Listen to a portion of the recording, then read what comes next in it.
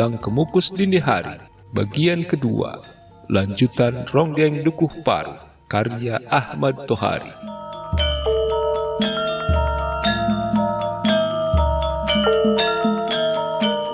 Di rumahnya, Nyai Kartareja mulai merasa was-was karena ternyata Srintil tidak segera mengikutinya pulang. Marsusi, laki-laki berusia 50-an, sudah gelisah di tempat duduknya. Caping wall Stetson sudah beberapa kali dipasang di kepala dan dilepas lagi tanpa tujuan tertentu. Akhirnya Marsusi keluar mengambil sesuatu di bagasi motornya. Sebuah botol persegi dibawanya masuk. Penantian yang menggelisahkan harus ditemani Jennifer, pikirnya. Minuman keras itu ditenggak langsung dari botolnya. "Sampean tadi mengatakan Srintil ada di rumah. Lalu mana dia?" tanya Marsusi sambil meletakkan botolnya dengan agak kasar. Nyai Kartareja menyembunyikan kebimbangannya di balik senyum ramah. "Betul, Pak. Tadi Srintil berkata hendak mandi dulu.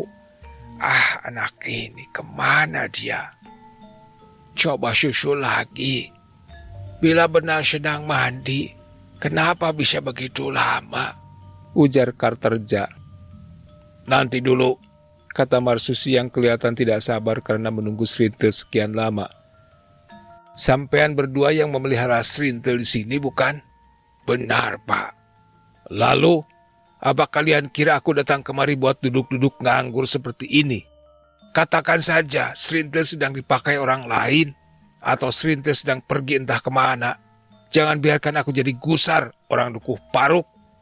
Kartareja hanya bisa menoleh kiri kanan. Bibirnya bergerak-gerak, namun tak sepatah kata pun terdengar. Bahkan kemudian dukun Ronggeng ini duduk membeku dengan mata melukiskan rasa takut. Ketika Marsusi bangkit dan mendekat, caping wall dibantingnya ke atas meja. "Sampean berdua ini orang dukuh yang tidak tahu diuntung. Aku tidak pernah lupa bahwa semacam sampean ini mendapat rezeki dari orang seperti saya ini. Nah, mengapa sampean berdua jadi banyak tingkah? Sekarang jawab pertanyaanku. Bisa tidak kalian membawa Srintil kemari sekarang juga? Kalau tidak, mampus saja. Jangan coba-coba menjadi dukun Ronggeng." Apabila Kartareja makin membeku oleh kekasaran Marsusi, maka lain halnya dengan istrinya. Nyai Kartareja mempunyai 1000 pengalaman menghadapi laki-laki dan dunianya. Dari yang masih bocah sampai yang perjaka, dari yang baru belajar mengenal perempuan sampai yang sudah matang seperti yang sedang gusar di hadapannya ini. Atau karena pekerjaan seorang istri dukun Ronggeng yang ternama ialah mengerti secara tepat situasi hati seorang laki-laki yang datang kepadanya, menampung keluh kesahnya, menyalurkan rencananya, dan meredam emosinya. Demi keberhasilan pekerjaannya, Nyai Kartareja tak pernah meninggalkan resep. Seorang laki-laki yang datang kepadanya, meski yang sudah beruban sekalipun, akan dianggapnya sebagai bayi. Bayi yang mudah terlena oleh kelembutan Nina Bobo dan mudah diakali dengan senyum yang teduh serta bujukan manis. "Aduh, Pak, benar jugalah bila sampean menjadi gusar semacam ini. Kami pun bisa mengerti kenapa sampean kehilangan kesabaran. Ini semua karena kesalahan kami. Sampean dari rumah membawa kejenuhan atau kegemasan yang seharusnya segera cair di rumah ini. Ya. Pokoknya kehendak seorang pria seperti sampean pasti akan kami utamakan. Masalahnya, Srintil yang sampean kehendaki itu masih kekanak-kanakan. Sampean jangan sampai lupa. Srintil masih demikian hijau. Maka siapapun yang menghendaki kesegarannya harus sedikit bersabar. Dengar, Pak, Srintil masih segar seperti kecambah," sambung Nyai Kartareja sambil menyentuh dada Marsusi dengan lembut. "Saya tidak mencari perempuan lumutan," kata Marsusi. Nada bicaranya jatuh pada tempo yang rendah. Kecambah itu kami sediakan buat sampean. Soalnya kini terletak kepada kesabaran sampean itulah. Karena Srintil sudah beberapa hari merajuk." "Nanti dulu, merajuk?" Hening. Nyai Kartareja membiarkan pertanyaan Marsusi buat sementara mengawang. Andaikan Marsusi tahu bahwa senyuman Nyai Kartarja yang kelihatan begitu wajar adalah sebuah taktik profesional, atau setidaknya senyum itu menandakan Nyai Kartarja telah merasa membuat langkah awal yang tepat untuk menguasai keadaan. Inilah susahnya ngomong seorang ronggeng cantik, tetapi masih kekanak-kanakan. Bayangkan, Pak, Srintil sedang menuntut kalung seperti yang dipakai oleh istri lurah Pecikalan. Sebuah rantai emas seberat 100 gram dengan bandul berlian. Seorang priayi seperti sampean, kalau mau, tentu bisa memenuhi keinginan Srintil itu. Nah, bagaimanakah dengan kami yang melarat ini? Oh, Srintil, mentang-mentang cantik, mudah saja dia memberi beban berat kepada kami. Lenguh Marsusi, hanya itu. Yang terjadi kemudian adalah tawar-menawar yang berlangsung dalam keheningan. Nyai Kartarja merasa dirinya berada di atas angin. Langkahnya telah berhasil melumpuhkan murka Marsusi sekaligus menempatkan laki-laki itu dalam sebuah taruhan harga diri. Perhitungan istri dukun ronggeng itu terbukti cermat. Marsusi memang bukan laki-laki kemarin sore yang tidak tahu akan adanya maksud tertentu dalam kata-kata Nyai Kartarja. Masalahnya, Marsusi kini merasa secara tidak langsung diperbandingkan hanya dengan seorang lurah. Martabatnya sebagai priyayi kepala perkebunan terusik. Seorang priyayi seperti sampean, kalau mau, tentu bisa memenuhi keinginan Srintil. Itulah kata-kata Nyai Kartarja yang melecut hati Marsusi. Lenguhnya lagi. Marsusi kembali ke tempat duduknya. Ditenggaknya minuman keras yang masih tersisa. Wajahnya beringas oleh pengaruh alkohol atau oleh kerusuhan dalam hatinya. Dalam hati dia mengutuk Nyai Kartarja yang telah memasang pemerasan terselubung. Aneh, Marsusi tak kuasa mendobrak jebakan halus itu, bahkan menerima apa adanya sebagai tantangan. Dipasangnya caping dengan tergesa-gesa, kemudian Marsusi bangkit. Aku mau pulang, Nyai. Loh? Ujar Nyai Kartarja pura-pura kaget. Ya, bagaimana lagi bila Srintil ngambek seperti itu? Selak suaminya. Nanti dulu, Pak. Tak ada pesan buat Srintil. Besok lusa sampean mau datang lagi, bukan? Marsusi yang sudah duduk di atas sepeda motornya menoleh. Cuping hidungnya bergerak-gerak, sorot matanya menyala. Gejolak emosinya disalurkan ke kaki yang menggenjot mesin kuat-kuat. Harley Davidson sisa masa perang itu menderu dan laju diiringi tatapan mata anak-anak dukuh paruk yang penuh kekaguman. Nyai Kartarja menjatuhkan pundaknya. Lega. Sekarang dia bukan hanya merasa telah mengatasi kemarahan Marsusi yang gagal berjumpa dengan Srintil, melainkan sekaligus menjebak laki-laki itu dalam sebuah tantangan. Kita main tebak-tebakan, Ki, kata Nyai Kartarja kepada suaminya. Aku berani bertaruh, besok atau lusa, Pak Marsusi akan kembali kemari. Hehehe, 100 gram kalung emas dengan bandul berlian. Tantangan yang pantas buat Pak Marsusi. Apa katamu, Ki? Kamu ini bagaimana? Pikir dulu di mana sekarang Srintil. Jawab Kartarja dingin tetapi tandas. Ada perubahan yang nyata pada wajah Nyai Kartarja. Dia tersadar akan masalah yang justru di hadapan matanya. Karena bimbang, Nyai Kartarja tak mampu meneruskan kata-katanya. Tidak lama, karena kemudian wajah perempuan itu kembali cerah. Aku kira Srintil berada di rumah kakeknya sekarang. Aku akan pergi ke rumah Sakarya. Aku ikut, kata Kartarja sambil meraup tembakaunya. Nah, ayolah. Di rumah Sakarya, suami istri dukun ronggeng itu mendapatkan kenyataan yang mengecewakan. Srintil tidak berada di sana. Bahkan keduanya mendapat teguran Sakarya yang bernada meminta pertanggungjawaban. Kemudian datang seorang tetangga yang mengatakan melihat Srintil berjalan tergesa-gesa keluar dari dukuh paruk. Apa sampean berdua tidak mengerti? Semua ini terjadi karena ada sesuatu antara cucuku dan Rasus, kata Sakarya nadanya menuduh.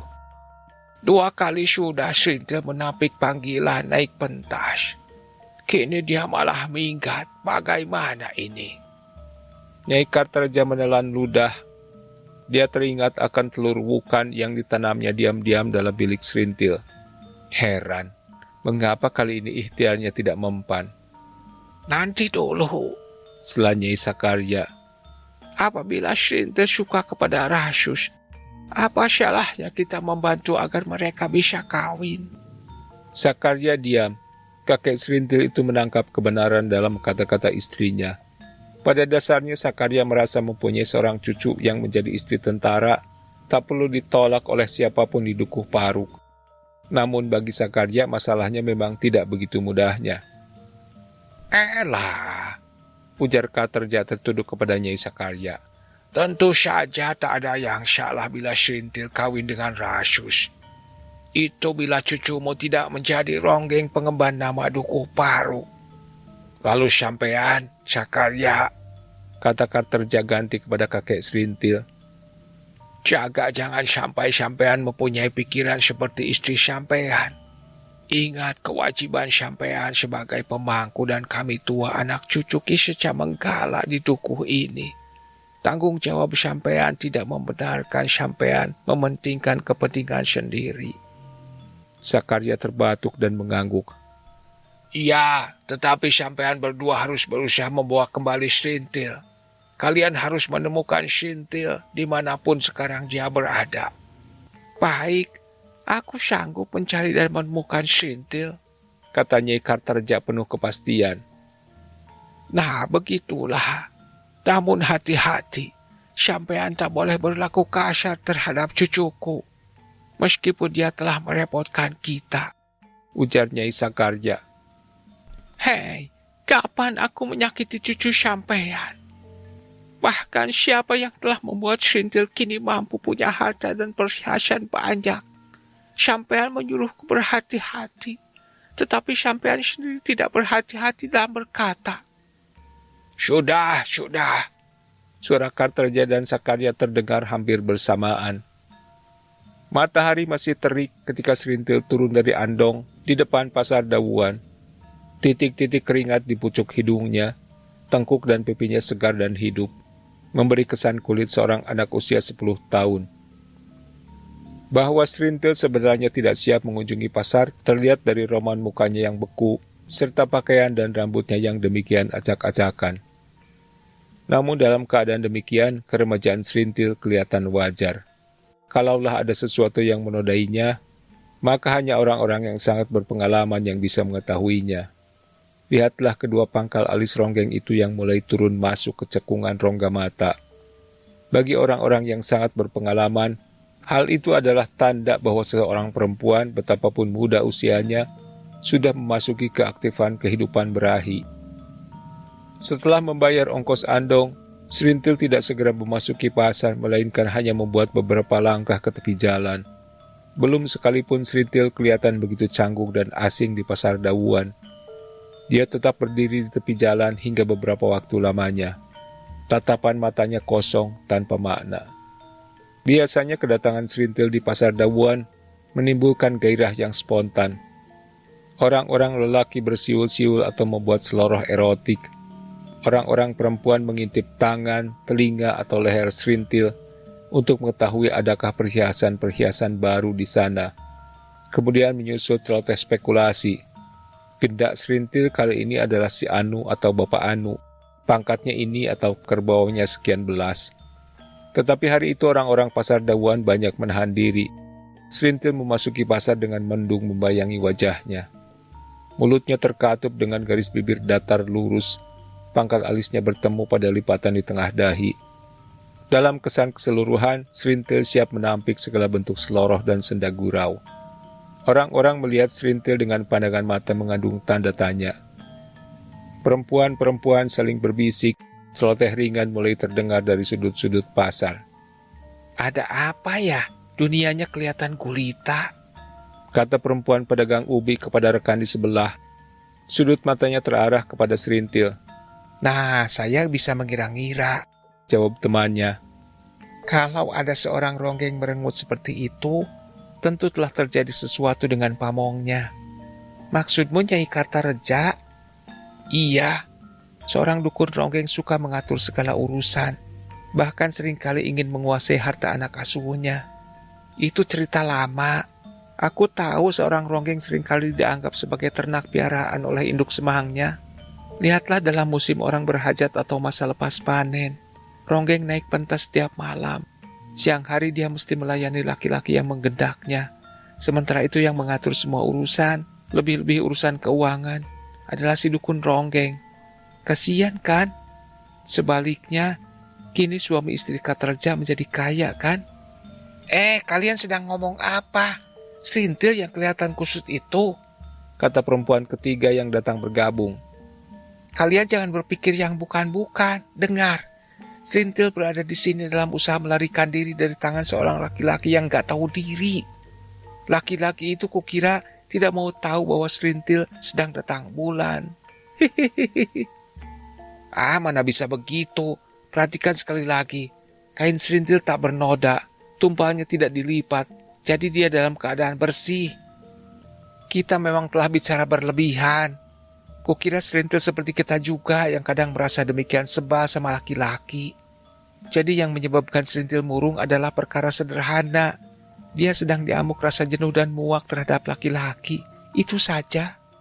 Celoteh di sudut pasar itu berhenti karena kehabisan bahan. Perempuan-perempuan itu memperhatikan Serintil memasuki warung penjual lontong. Di sana Serintil duduk satu lincak bersama perempuan pemilik warung. Karena penampilan Serintil yang kaku, perempuan penjual lontong itu menjadi salah tingkah. Mau makan, Ceng Ganten? Tidak, Yu. Aku hanya mau minum dan istirahat sebentar di sini. Boleh kan? Jawab Serintil tanpa melihat pemilik warung.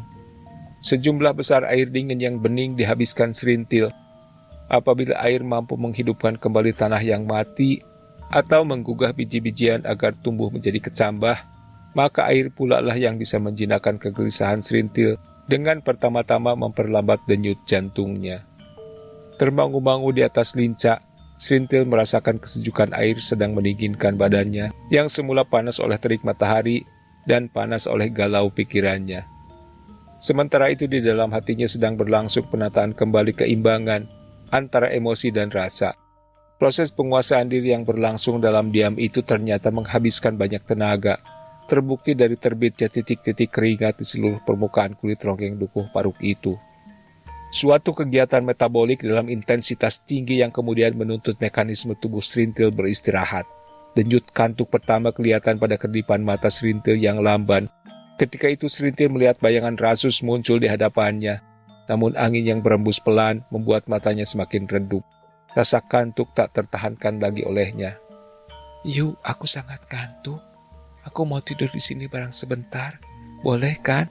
Kata Serintil sambil merebahkan diri, pelupuh lincak berderit. Ceng Ganten ini bagaimana? Kata orang tidak boleh tidur di warung. Ora ilo. Nanti warungku ndak laku. Nanti. Perempuan pedagang lontong itu tidak ingin berkata lebih jauh karena melihat kenyataan di hadapannya.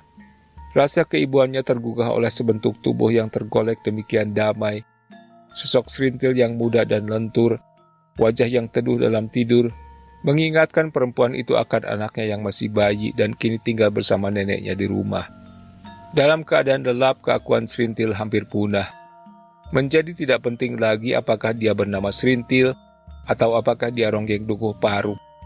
Tak ada lagi atribut apapun yang tepat bagi sebuah subjek yang kini terdampar di atas lincak itu.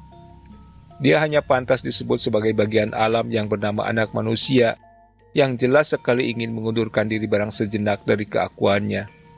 Yang serempak muncul ke permukaan adalah kesan memelas, kesan yang menjadi daya tarik utama seorang bayi. Ternyata bukan hanya pedagang lontong yang bersimpati kepada Serintil, melainkan juga sebagian besar orang yang berada di pasar Dawuan. Alam menagih janji kepada mereka. Alam yang setiap hari mengasah naluri mereka sehingga mereka dapat merasakan bahwa Serintil sedang berada dalam kesempitan sehingga pantas mendapat pembelaan. Tidaklah penting bagi orang-orang pasar Dawuan itu untuk mengetahui apa sebenarnya yang membuat Serintil tampak merana. Manifestasi sikap mereka menjadi jelas ketika 1 jam kemudian muncul Nyai Kartarja di gerbang pasar Dawuan. Perempuan-perempuan penjual ubi melihat wajah kaku istri dukun ronggeng itu. Sorot mata yang keruh dan rambut yang disanggul tinggi-tinggi memperkuat kesimpulan bahwa sedang ada ketegangan antara Nyai Kartareja dan Serintil. Atas dasar tuntunan naluri yang paling bersahaja, orang-orang Pasar Dawuan bertindak melindungi Ronggeng Dukuh Paruk itu.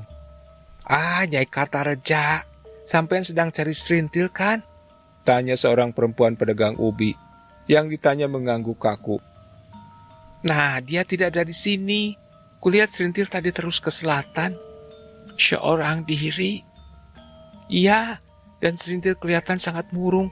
Ada apa ya Nyai Kartareja? Pertanyaan yang bernada campur tangan itu menyinggung perasaan Nyai Kartareja. Dia tidak menjawab, bahkan berbalik keluar Pasar Dawuan dalam langkah yang panjang-panjang. Kegiatan Pasar Dawuan sebenarnya hanya berlangsung pagi hari. Setelah matahari tergelincir, sebagian pedagang sudah pulang ke rumah masing-masing. Yang tinggal adalah mereka yang tidak mungkin setiap kali membawa dagangannya pulang balik. Mereka adalah penjual barang-barang tembikar, penjual tikar, pedagang ubi, serta pemilik warung makanan yang melayani pembeli hingga sore hari. Para pedagang keliling juga menggunakan Pasar Dawuan sebagai terminal peristirahatan. Pada sore hari banyak los berisi orang yang menggelar tikar, tidur berleha-leha atau duduk berkeliling bermain kartu. Udara yang panas membuat orang-orang kehilangan gairah bekerja. Mereka mengharapkan suasana yang santai. Seperti burung perkutut di pohon kenari di belakang pasar. Tubuhnya lenyap dalam kerimbunan dedaunan agar bebas dari sengatan sinar matahari. Namun merdu suaranya mencapai si betina jauh di seberang sana. Bila yang dipanggil sudah datang, maka perkutut jantan mengubah nada suaranya menjadi lebih rendah dan lembut. Demikian lembut sehingga terdengar baur dengan suara angin yang menyapu pepohonan. Sepasang burung perkutut merasa perlu menciptakan suasana pribadi untuk mencari keselarasan dengan alam. Udara yang panas, angin yang berembus pelan, dan suara perkutut adalah sebuah harmoni yang bersumber dari naluri alam sendiri. Arif seperti sepasang perkutut itu adalah Wirsiter bersama Ciplak istrinya.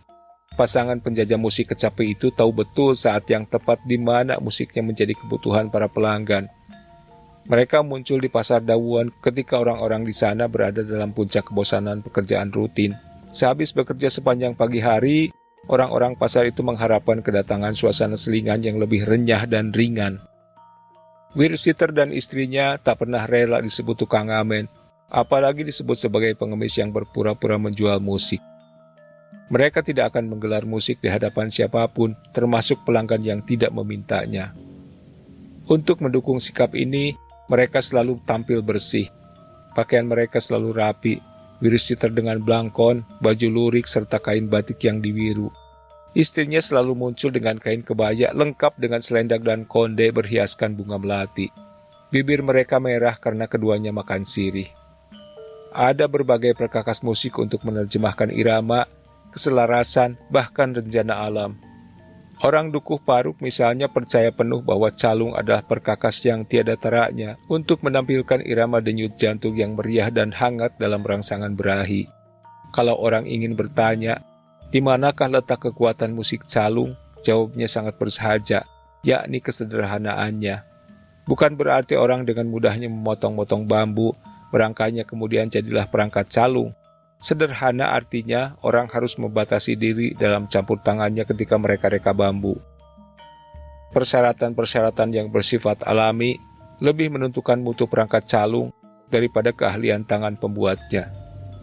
Calung yang sempurna hanya dihasilkan dari bambu hitam yang betul-betul kering, tetapi orang tidak boleh menjemurnya, apalagi memanggangnya di atas api. Bambu itu tidak boleh terluka sebelum ditebang, baik luka oleh manusia atau luka oleh binatang mengerat atau patah ujungnya selagi masih muda. Dia juga harus lurus dan langsing. Bambu yang tebal karena terlalu gemuk tidak baik untuk membuat calung. Para pembuat calung tidak akan mengatakan bahwa tertib yang mereka patuhi itu adalah cara mereka menempatkan diri dalam keselarasan Sang Empu Agung. Mereka hanya tahu dengan tertib itulah mereka akan memperoleh perangkat calung yang sebenar-benarnya. Bunyinya akan mampu menerjemahkan suara puluhan belentung, iramanya bisa padu dengan suara curah hujan di atas atap ilalang, dan semangatnya adalah detak jantung yang bergairah.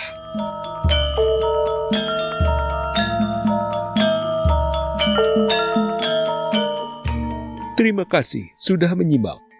Sampai jumpa di bagian selanjutnya. Tata dan Nami Hajab pamit. Selamat menikmati hari yang menyenangkan.